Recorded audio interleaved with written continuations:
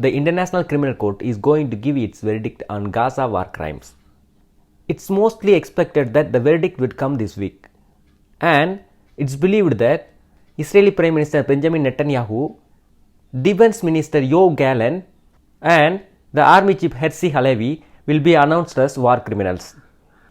As we know, Israeli military is attacking Palestine's Gaza for over 200 days. Some of the Israeli attacks, if not the most, will definitely come under the Prevention of Genocide and War Crimes Act of ICC. Even though Israel is not the party of ICC, Palestine is the party of ICC since 2015. So, the atrocities committed in Gaza, which is an integral part of Palestine, is definitely come under the jurisdiction of ICC.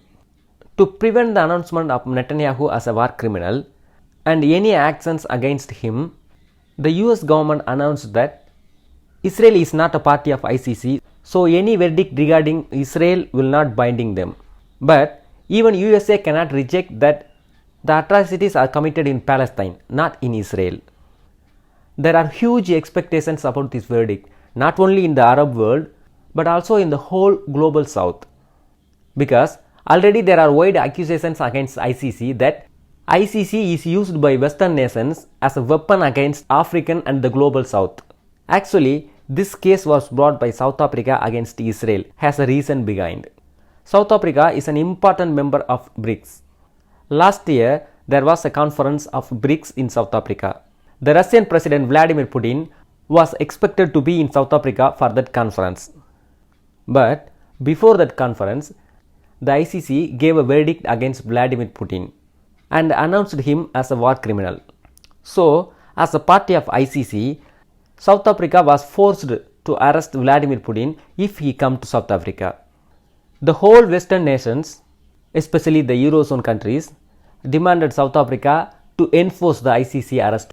So, South Africa decided to tear down the double standards of Western nations and brought this case to ICC against the Western-backed Israeli government. Once the verdict comes, the Eurozone countries should arrest Israeli war criminals if they entered Europe, or their double standards will be exposed. If Netanyahu and his people will roam free in Europe, the African countries and global south will totally reject the ICC as a legitimate international body that will give them a valuable reason to withdraw from ICC.